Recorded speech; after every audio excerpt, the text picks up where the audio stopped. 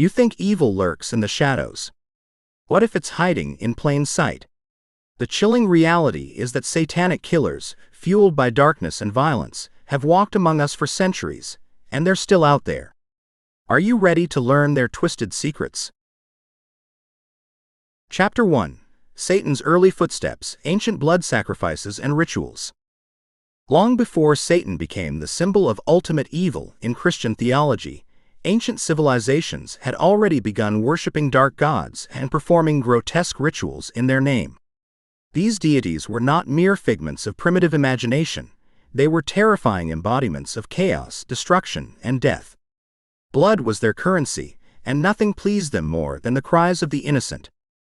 One of the most infamous gods of the ancient world was Moloch, the Canaanite god of fire and destruction. Moloch wasn't your typical god of harvests or the sun. He was a monstrous figure demanding the ultimate sacrifice, human blood. His name alone evoked terror in the hearts of the Canaanites. And the price for his favor: the burning of children. Imagine the scene. High on a hill, towering over the people, stood the hulking bronze statue of Moloch. His outstretched arms were built like a ramp leading straight into the fire, his hollow belly filled with flames so intense they could consume anything in seconds. When the priests called for sacrifice, the people gathered in trembling reverence, knowing that someone's child, perhaps their own, would be the next to be consumed. Historical records suggest that child sacrifice to Moloch wasn't some rare one-off event. It was a common ritual, part of a terrifying tradition known as Tophet. In cities like Carthage, a powerful Phoenician colony, these rituals took on an almost industrial scale. Archaeologists have uncovered massive burial grounds filled with the charred bones of infants, and the truth behind this horror has sent shivers down the spine of even the most hardened historians. The people of Carthage believed that these sacrifices would ensure the survival of their city, offering their most precious children in exchange for divine protection. It's difficult to wrap our heads around this today, parents willingly handing over their infants to be burned alive. But to the Canaanites and Phoenicians, it was just part of life. Or rather, death. The flames symbolized the presence of Moloch, and as the babies screamed in agony, the people believed that their blood was pleasing to the dark god. The act of sacrificing a child was seen as a noble, albeit horrific, duty, a way to guarantee the god's favor and stave off destruction. The cries of children were not limited to Carthage and Canaan. Other cultures also shared this fascination with blood and sacrifice. The Ammonites, for instance, also worshipped Moloch, and their practices were just as brutal. Ancient texts, such as the Bible, describe the valleys where these sacrifices took place. The Valley of Hinnom, a grim and desolate place outside Jerusalem, became infamous as a site where children were thrown into the flames as offerings to Moloch. It was here that the smoke of innocent lives drifted into the sky, carrying with it the hope of appeasing this dark deity. But Moloch wasn't the only bloodthirsty god of ancient times. The Carthaginians also worshipped Baal Hammon, another figure closely associated with death and sacrifice. Baal was sometimes depicted with horns and a menacing expression, demanding his share of blood. Sacrifices to Baal, much like those to Moloch, often involved children. The historian Diodorus Siculus recounts one particularly chilling episode in which the Carthaginians, facing destruction at the hands of invaders, believed they had angered Baal by not offering enough blood. In their desperation, they sacrificed 200 children from noble families to appease the god's wrath. Imagine the horror of those families, knowing their children were being led to the altar to be slaughtered. Their cries echo through the pages of history, a grim reminder of the lengths to which humanity has gone in pursuit of divine favor. And it wasn't just the Canaanites, Phoenicians, or Carthaginians who believed in the power of blood sacrifices. Across the ancient world, cultures practiced ritual killing as a way to commune with their gods, especially those associated with death and the underworld. In ancient Mesopotamia, for example, the people believed that spilling blood was the only way to communicate with the Anunnaki, a group of gods linked to the underworld. The sacrifice of captives and slaves was a frequent offering, made to appease these deities of darkness. What's even more disturbing is how these early rituals influenced the satanic practices that would emerge much later. The idea of offering blood, especially human blood, has long been linked to the worship of dark forces. The satanic rituals of the Middle Ages and beyond often borrowed from these ancient rites, adopting the same horrifying belief that blood was the key to unlocking the favor of dark gods. These ancient rituals laid the foundation for future satanic worship, where blood sacrifice became synonymous with the ultimate act of devotion to the devil. Even the imagery of Baphomet, the goat-headed figure associated with modern Satanism, can trace its origins back to these early gods of sacrifice. The horned god, demanding life in exchange for power, is an echo of Moloch, Baal, and the other demonic deities who ruled over the lives and deaths of the ancient world. As time passed, the need for such blood sacrifices evolved. Civilizations moved away from throwing children into the fire, but the dark hunger for blood didn't disappear, it merely took on new forms. The echoes of those ancient cries can still be heard in the satanic practices of today, where blood, death, and destruction remain central to many rituals. Whether it's through symbolic sacrifice or real violence, the dark legacy of Moloch and his kin lives on. These early steps of Satanism, born from the ancient flames of sacrifice, remind us of the terrifying lengths to which humanity has gone to seek favor from the unknown. Blood, the most sacred essence of life, has been repeatedly offered to darkness throughout history. The gods of the ancient world demanded it, and the worshippers of Satan, whether in myth or reality, have continued to deliver. And somewhere, in the shadowed corners of the world, Moloch still waits, his fire stoked, his arms outstretched, ready to receive the next offering. Chapter 2. The Medieval Witch Trials, Accusations of Satanic Worship and Ritual Murder. The Middle Ages was a time when fear ruled over reason, and the devil seemed to lurk around every corner. With the Church's grip tightening over Europe, the line between heresy and satanic worship became dangerously thin. The mere whisper of witchcraft could lead to a person's gruesome death, and accusations of ritual murder and satanic worship ran rampant. But were these just the wild imaginings of a terrified populace, or was there something darker behind the veil? Let's start with one of the most infamous figures of the Middle Ages, Countess Elizabeth Báthory. Known as the Blood Countess, she wasn't accused of merely practicing witchcraft, her crimes were something far more horrifying. According to historical accounts, Elizabeth Báthory was responsible for torturing and murdering as many as 600 young girls. But it wasn't simple murder. No, the Countess allegedly believed that bathing in their blood would preserve her youth. This twisted obsession with blood had deep satanic undertones, as blood rituals were often associated with the dark arts, invoking Satan's favor through the ultimate sacrifice.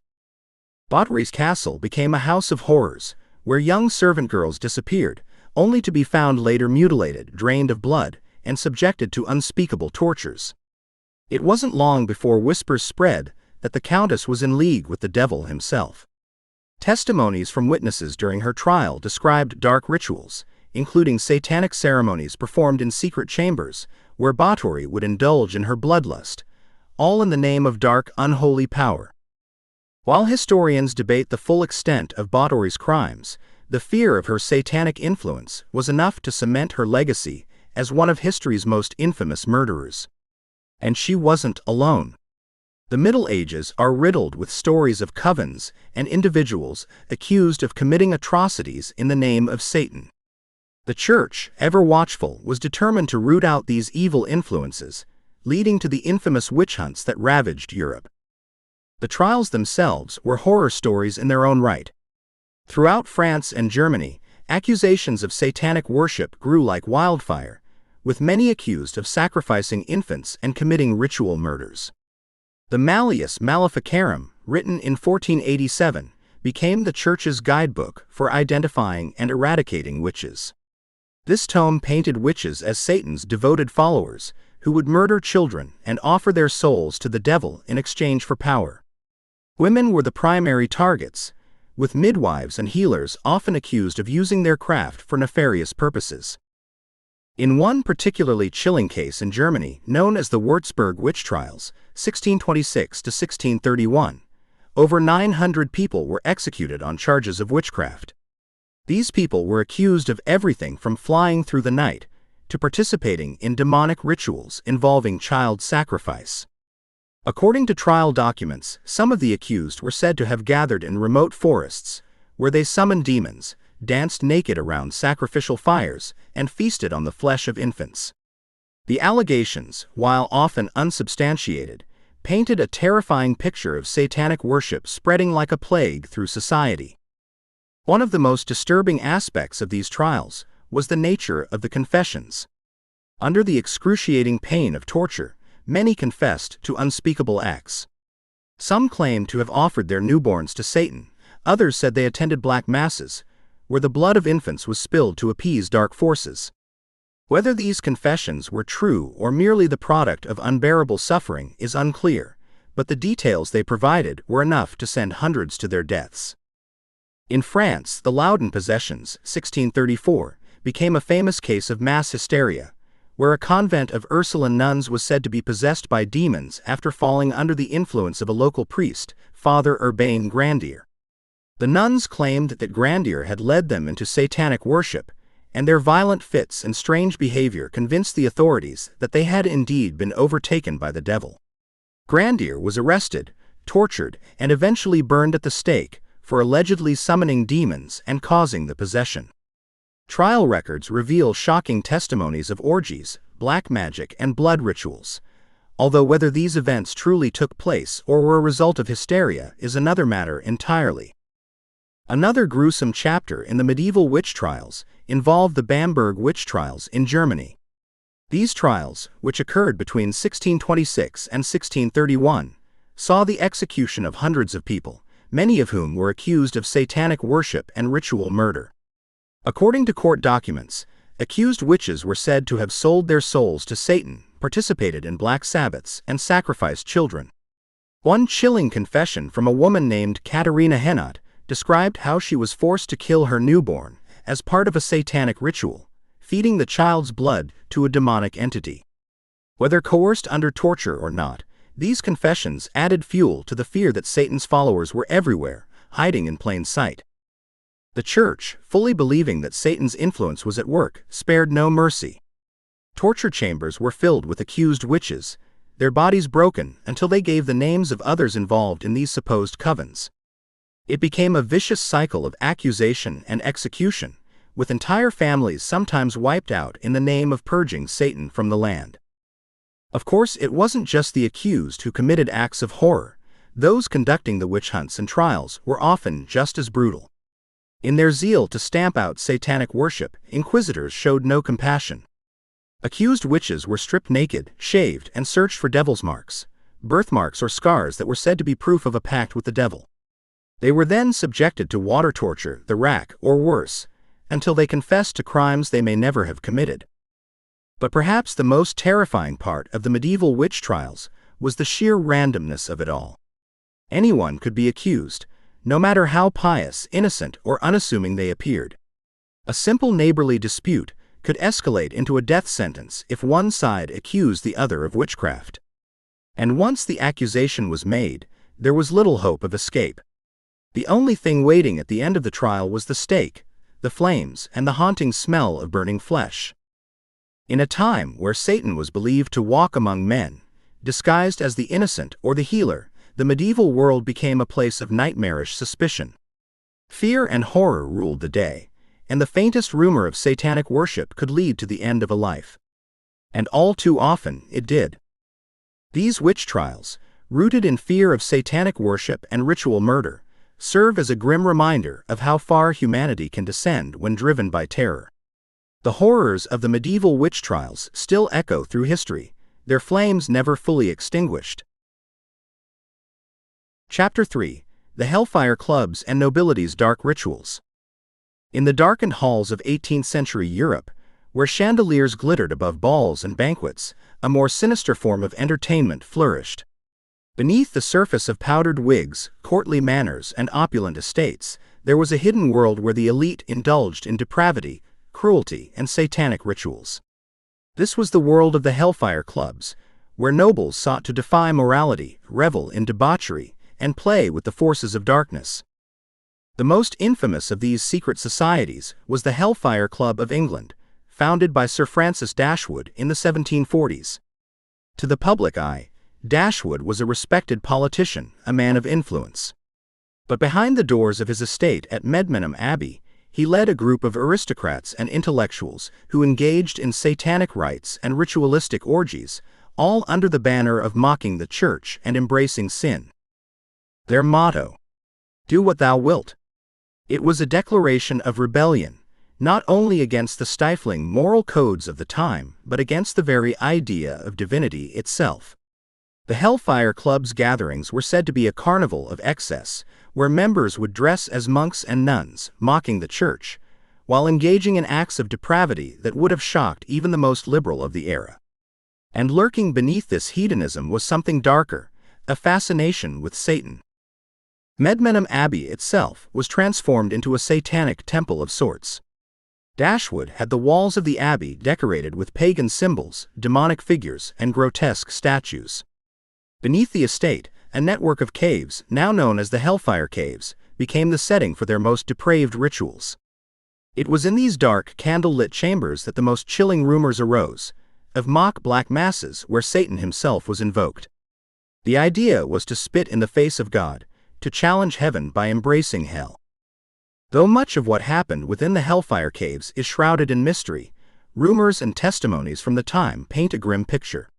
Members were said to engage in human cruelty for their satanic rituals, performing mock sacrifices to the devil, all while intoxicated with alcohol and opium. According to some reports, they even invited prostitutes to participate in these sacrilegious ceremonies, symbolically sacrificing their bodies as offerings to the forces of evil. It wasn't just idle gossip. Accounts from those who worked at Medmenham Abbey or lived near the estate often spoke of strange noises, cries, and laughter coming from the caves late at night. Some claimed they saw figures in hooded robes descending into the caves with large, animalistic masks and statues of Baphomet in tow. It's not hard to imagine what they might have been doing down there, far from the prying eyes of society. The Hellfire Club wasn't alone in this fascination with Satanism. Across Europe, the nobility seemed drawn to the dark allure of sin and satanic worship. The wealthy, bored by the rules of conventional society, sought to break every boundary. In France, one man would become the embodiment of this dark desire, Marquis de Sade. De Sade's name has since become synonymous with cruelty and depravity, and for good reason. His writings glorified violence, sadism, and satanic acts. He didn't just write about the satanic, he lived it. De Sade's life was filled with scandal, from orgies where participants were beaten and tortured, to sexual assaults and accusations of poisoning. He saw pain as pleasure, cruelty as ecstasy, and embraced Satan as the ultimate liberator from the shackles of morality.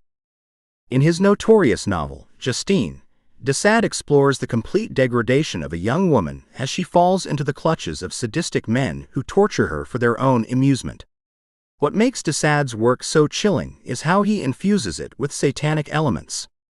His characters mock the church, they spit on religious symbols, and they commit their acts of cruelty in the belief that Satan, the ultimate rebel, is the true source of power. De Sade's writings, though fictional, were inspired by the real rituals and orgies he engaged in. In 1772, he was arrested after a scandal involving prostitutes who accused him of tying them up, whipping them, and forcing them to participate in satanic rituals. He was convicted of sodomy and poisoning, but managed to escape the death penalty, continuing his debauched lifestyle for years. De Sade's relentless pursuit of pain, violence, and satanic imagery would later influence violent satanic sects, who saw in his work a manifesto for how to live outside the bounds of decency, morality, and law. As we look back at the Hellfire Clubs and figures like de Sade, it's clear that their fascination with Satan wasn't just about indulging in sex or violence, it was about power. Satan, to them, represented freedom from control. He was the ultimate rebel, the one who dared to defy God. By aligning themselves with Satan, the nobility of the 18th century believed they could transcend the rules that bound ordinary people. They saw themselves as gods, capable of creating their own moral codes, no matter how dark or twisted. But this flirtation with Satan didn't come without its consequences. Many of the Hellfire Club members died in strange or tragic ways. Sir Francis Dashwood himself became a recluse in his later years, withdrawing from public life as if haunted by the things he had unleashed in the caves beneath his estate. De Sade, for all his cruelty and satanic worship, ended up imprisoned and eventually died in an insane asylum, tormented by his own demons. The legacy of these secret satanic societies didn't end with the 18th century. Their debauchery, their cruelty, and their worship of Satan echoed through the ages, influencing later cults and satanic groups. The imagery of the Hellfire Club, robed figures conducting black masses in candle-lit caverns, mocking the church while reveling in their own excess, became a blueprint for future satanic worship. And de Sade's writings continued to inspire those who sought to embrace violence and pain as a form of rebellion, from the occult movements of the 19th century to the extreme satanic sects of the modern day. In the end, the Hellfire Clubs and their dark rituals remind us of the terrifying power that comes from rejecting morality in favor of chaos. When you strip away the rules, the laws, the boundaries of good and evil, what's left? For the Hellfire Club, it was an empty abyss, filled only with pain, cruelty, and the hollow laughter of those who dared to dance with the devil. And somewhere in the shadows, Satan watched, waiting for them to fall. Chapter 4. The Affair of the Poisons, Satanic Murders in the Court of Louis XIV. Behind the gilded walls of Louis XIV's Versailles, where chandeliers glittered and courtiers whispered in reverence to the Sun King, there was a far darker story unfolding, one of poison, murder, and satanic rituals. This was the Affair of the Poisons, a scandal that gripped late 17th century France, where nobles and clergymen alike were embroiled in a web of death and devil worship. It was a time when ambition knew no bounds, and some of the most powerful figures in French society turned to the occult for wealth, power, and protection, leaving a trail of bodies in their wake. At the center of this horror was a woman who would come to be known as La Voisin, a fortune-teller by trade, but far more sinister in her practices. Catherine Monvoisin made her fortune selling poisons and casting dark spells for the elite of Paris. But it wasn't just love potions or palm readings she offered. For the right price, La Voisin could ensure your enemies never woke up again, or that the throne you coveted would one day be yours. And for those desperate enough, she could arrange something even darker, an audience with Satan himself. It was whispered that La Voisin, along with her accomplices, conducted black masses, secret satanic rituals designed to invoke the power of the devil. These weren't harmless gatherings of superstitious peasants, they were elaborate ceremonies involving members of the French aristocracy, who sought to harness dark forces to secure their power. The rituals themselves were grotesque. According to testimony from witnesses, the participants would lie naked on an altar while a priest, corrupted by greed and darkness, would perform a twisted version of the Catholic Mass. But instead of communion wafers, there was blood. And instead of prayers to God, there were invocations to Satan. Perhaps most horrifying of all were the rumors of infant sacrifices. La Voisin and her associates allegedly procured infants, whether from desperate mothers or through darker means, and used them as offerings to the devil during these rituals.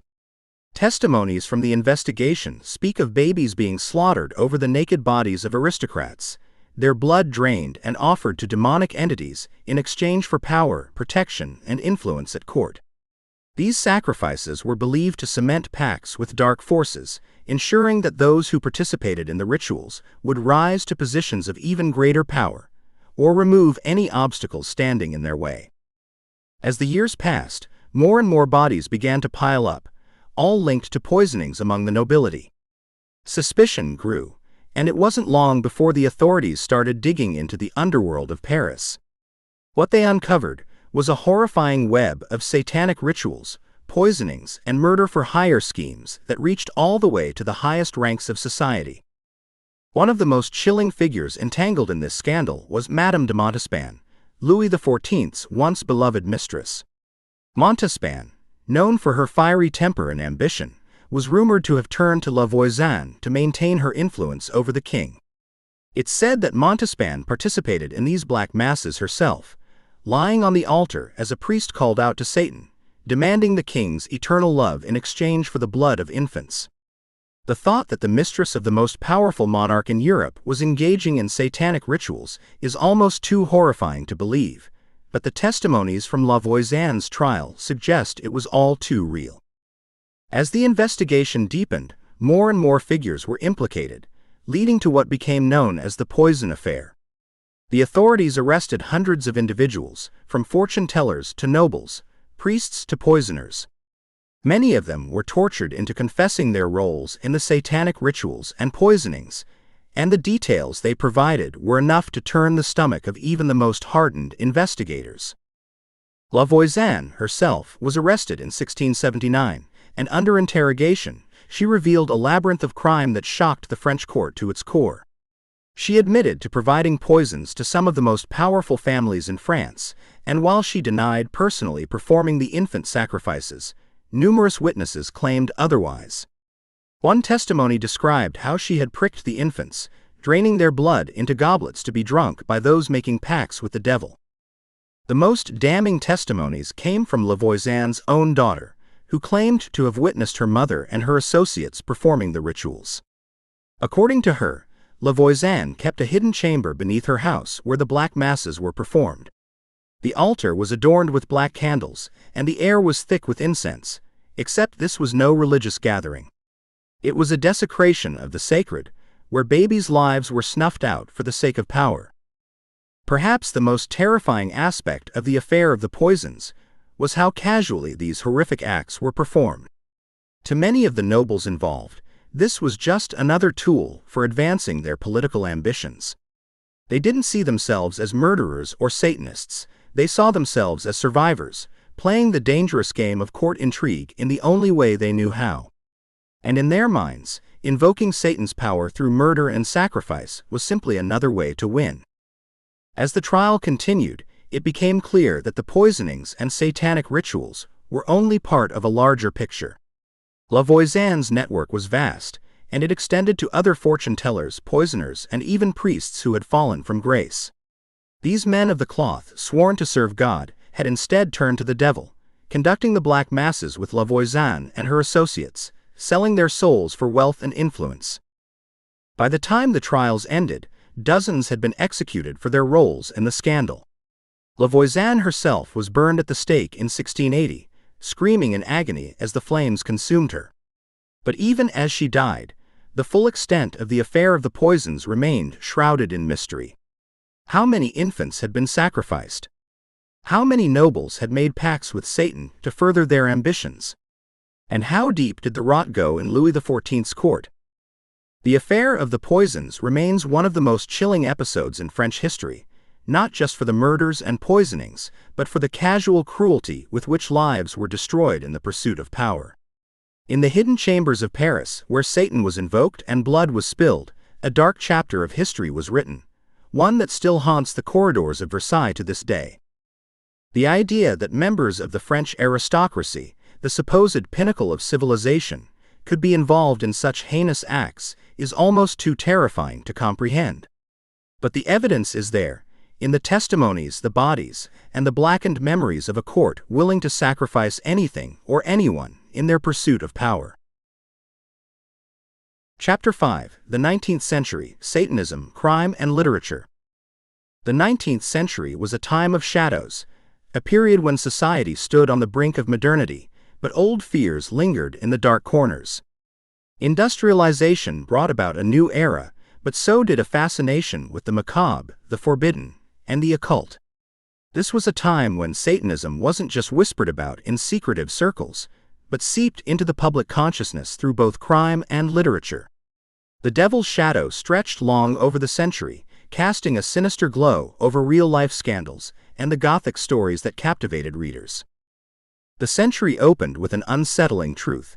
Satanism was no longer confined to ancient rituals or secret societies hidden in abbeys. It had become entwined with crime and scandal, sometimes lurking in the heart of high society, sometimes bubbling up from the underworld. In France, the lingering stench of the affair of the poisons still haunted the aristocracy. Though the events of that notorious episode, where nobles conspired with witches to poison enemies and invoke Satan through black masses, belonged to the late 17th century, its sinister spirit refused to die. The fear that satanic rituals could lurk behind any facade still had a firm grip on the imagination, and no one knew who might be involved. And it wasn't just fear. The 19th century saw Satanism becoming an influence in crime, as the boundaries between fantasy and reality blurred. Individuals with twisted minds began using Satan as an excuse or an ally for their horrific acts. One of the most chilling examples of this came from France, where a man named Pierre-François Lacenaire committed a series of brutal murders in the 1830s. Lacenaire was a poet, but his soul was far darker than his literary ambitions suggested. He delighted in violence and openly spoke of his admiration for Satan, whom he saw as a symbol of rebellion and power. Lacenaire's crimes, which included cold-blooded murder and robbery, shocked Paris. During his trial, he showed no remorse, instead positioning himself as a defiant figure, one who, like Satan, refused to bow to society's laws. He glorified the idea of evil and embraced the chaos that came with it. Though Lacenaire may not have participated in formal satanic rituals, his adoration of the dark was enough to cement his place as a criminal figure deeply influenced by Satanism. His trial became a sensation, with the public both horrified and fascinated by his open reverence for the devil. But while Satanism crept into the underbelly of crime, it also found a comfortable home in literature, where it flourished like never before. The 19th century was the golden age of Gothic fiction, and satanic themes wove their way through many of the era's most unsettling stories. Writers were captivated by the allure of evil, and their works often painted Satan as a tragic, seductive figure, rather than the purely malevolent creature from Christian lore. One of the most infamous literary figures of the time, Charles Baudelaire, was known for his exploration of the dark and the forbidden. In his collection of poetry, The Flowers of Evil, Baudelaire didn't just flirt with satanic imagery, he embraced it fully. His poems glorified sin and decay, and Satan appeared not as a fearsome beast, but as a symbol of rebellion against the suffocating morality of society. Baudelaire's work scandalized the public, and he was even put on trial for obscenity. His depiction of Satan as a charismatic, almost sympathetic figure resonated with readers who felt trapped in the rigid moral structures of the time. Baudelaire's work was drenched in the satanic. He wrote of damned souls, forbidden pleasures, and the beauty of evil, all with a casual yet horrifying tone. It wasn't just the content that was terrifying, it was how Baudelaire seemed to enjoy wallowing in the dark. He captured the seductive pull of Satan, the allure of sin, and the quiet thrill of rebellion that echoed through the minds of those who dared stray from society's norms. It was a dangerous line to walk, and Baudelaire walked it with a devilish grin. If Baudelaire gave Satan an elegant, poetic touch, then Joris Karl Huysmans dragged him down into the mud of grotesque realism. In his novel, Le Bas, Huysmans takes the reader into the heart of satanic ritual. Le Bas is a story of obsession and moral decay, where the main character becomes fascinated with the occult and embarks on a journey into the world of black masses and demonic worship. Based on Huysmans' own research into the real-life satanic practices of the time, the novel blurs the line between fiction and reality, making the horrors it describes all the more unsettling. Huysmans spares no detail in his descriptions of satanic rituals, which involve everything from sexual depravity to blood sacrifices. His portrayal of Satanism is raw and visceral, a far cry from Baudelaire's romanticized devil. In Le Bas, satanic rituals are filthy, degrading affairs meant to corrupt the soul and drag it into the abyss. Huysmans painted a picture of a world where humanity had fully given itself over to Satan, not in glorious rebellion, but in disgusting degradation. And yet, readers couldn't look away. There was something about Satanism, about the idea of tapping into forbidden power, that captivated the 19th century mind. It was as though society had grown weary of moralizing, and Satan offered a way out, a chance to revel in sin without shame. For those living in the increasingly industrial, rational world, Satanism was the ultimate rejection of modernity. It was an escape back into the primitive, the chaotic, the supernatural. Even as these dark ideas infiltrated literature, they didn't remain confined to fiction. The century saw a rise in occult movements and satanic sects, particularly in France and England, where the elite dabbled in the forbidden. Secret societies like the Golden Dawn and Theosophical Society emerged, often incorporating satanic elements into their mystical teachings. While these groups were more focused on spiritualism than crime, the lines blurred, especially in the minds of the public, where Satanism, scandal, and crime were often indistinguishable. The 19th century was a time when Satan seemed to come alive, whether through the actions of murderers like Lacenaire, the debauched words of Baudelaire, or the horrific rituals described in Huysman's work. Satan was no longer just a figure of fear, but a symbol of defiance, rebellion, and even artistic inspiration. The devil's influence spread far beyond the crimes of individuals. It seeped into the collective consciousness of a society grappling with the moral decay of its own making. And as the century drew to a close, Satan's grip on both crime and literature only tightened, setting the stage for even darker days to come. Chapter 6: The Satanic Panic and Real Satanic Killings. The 1980s and 1990s were a terrifying time for America. The Satanic Panic swept through the country like a wildfire, fueled by fear, hysteria, and the belief that Satan's influence was creeping into suburban homes, schools, and churches. Parents clutched their children close, convinced that underground satanic cults were kidnapping, torturing, and sacrificing innocents.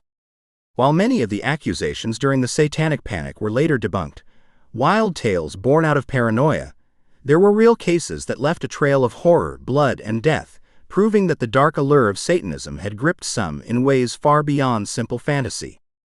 While the moral panic led to many false accusations, some real-life crimes surfaced that involved actual satanic elements. Perhaps one of the most infamous figures tied to satanic worship during this era was the Night Stalker, Richard Ramirez, a serial killer who left a bloody and terrifying legacy across Los Angeles. Ramirez wasn't just a garden-variety killer. He openly worshipped Satan and used his devotion to the Dark Lord as both inspiration and justification for his horrific acts. Ramirez didn't just murder his victims, he desecrated them. His killing spree, which stretched from 1984 to 1985, left a chilling trail of violence that sent shockwaves through California. He targeted people at random, breaking into their homes in the dead of night and unleashing unimaginable brutality. What made him different from the average killer was his chilling commitment to Satan.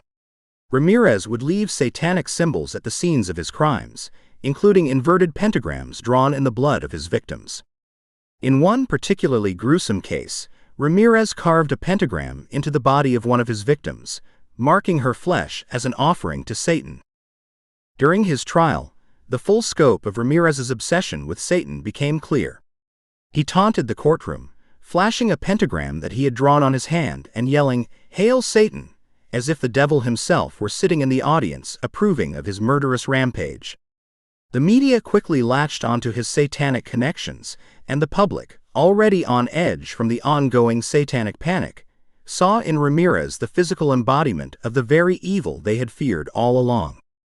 While Ramirez was perhaps the most high-profile satanic-inspired killer of the 1980s, he wasn't the only one. There were other cases that emerged during the satanic panic that were rooted in genuine evil, where individuals took their devotion to Satan to deadly extremes. One such case involved Ricky Casso, a troubled teenager from Long Island, New York, who was obsessed with the occult and Satanism. In 1984, Casso brutally murdered his friend Gary Lauwers in a crime that shocked the small town of Northport.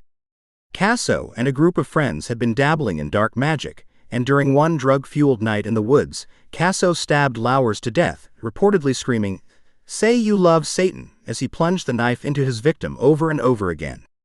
Casso later claimed that Satan had commanded him to kill, and his fascination with the dark arts became the focal point of the trial.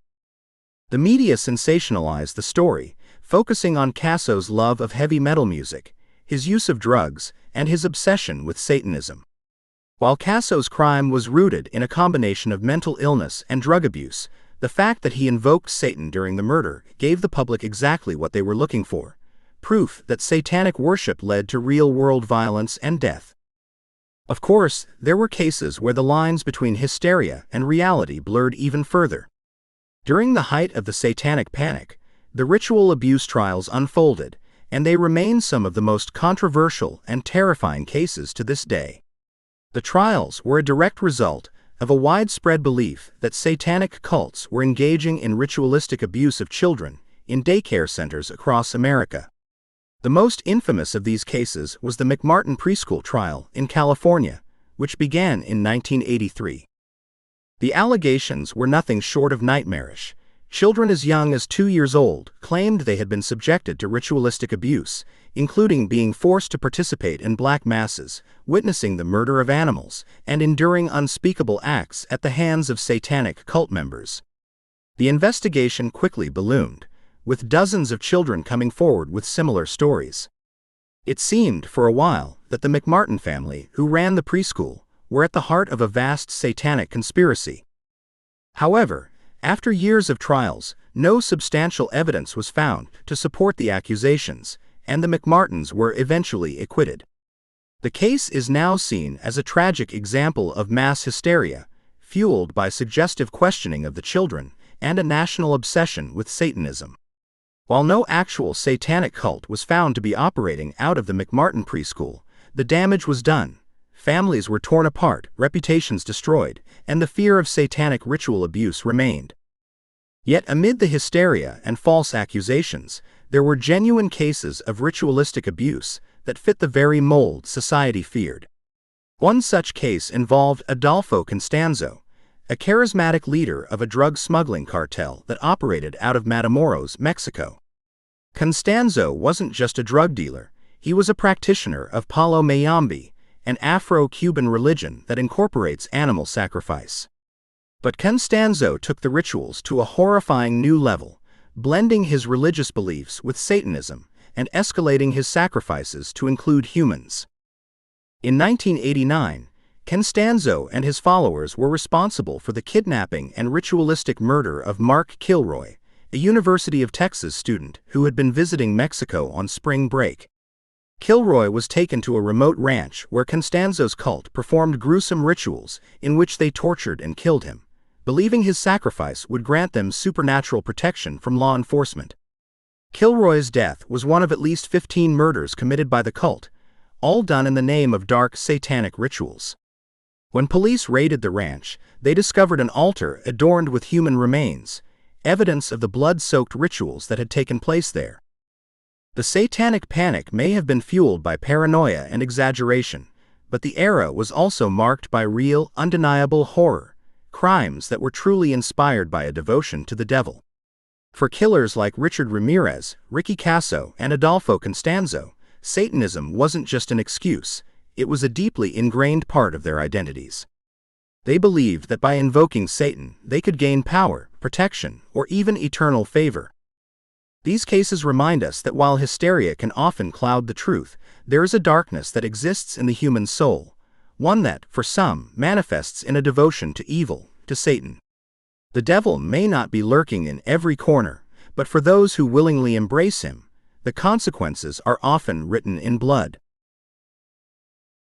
Chapter 7: Modern-Day Satanic Crimes, Horror in the 21st Century. The 21st century may have brought us advances in technology and the comforts of modern living, but it's also shown us that the darkness of human nature isn't so easily left behind. Satanism, with its promises of power, rebellion, and chaos, continues to attract individuals and groups who embrace its most violent and grotesque interpretations. From gruesome murders to ritualistic sacrifices, modern-day satanic crimes remind us that evil is very much alive, and in some cases all too real. One of the most horrifying recent examples of satanic-inspired violence came from Ukraine in 2007, when two teenagers, Viktor Sayenko and Igor Supranyk, infamously known as the Dnepropetrovsk Maniacs, embarked on a killing spree that left the world stunned. Their brutality wasn't fueled by money or revenge, it was driven by the sick thrill of murder, a desire to capture the power of life and death in their own hands. Sayenko and Supranyk didn't just kill their victims, they savagely tortured them, recording many of the murders on video for their own twisted amusement. Using hammers, metal rods, and other makeshift weapons, they attacked random people, young, old, men, women, leaving behind scenes of unimaginable horror. The two teens claimed that they were interested in feeling like gods, a sentiment that echoes satanic ideology, where the destruction of life is seen as the ultimate act of rebellion against morality and order. What made the Dnepropetrovsk Maniacs' crimes particularly disturbing was the sheer lack of motive beyond a lust for power and violence. While they didn't openly worship Satan, their acts of brutality and desecration are often associated with the dark, nihilistic views promoted by extreme interpretations of Satanism. Their spree ended with the arrest of both killers, but not before they had taken the lives of at least 21 innocent victims. Even now, the videos they recorded remain locked away by authorities, too graphic for public release. Another chilling figure who exemplifies how Satanism has influenced modern-day crime is Varg Vikernes, a notorious figure in both the world of extreme black metal and violent satanic worship. Vikernes, founder of the one-man black metal project Gruesome, became infamous not only for his music but also for his violent actions in the early 1990s.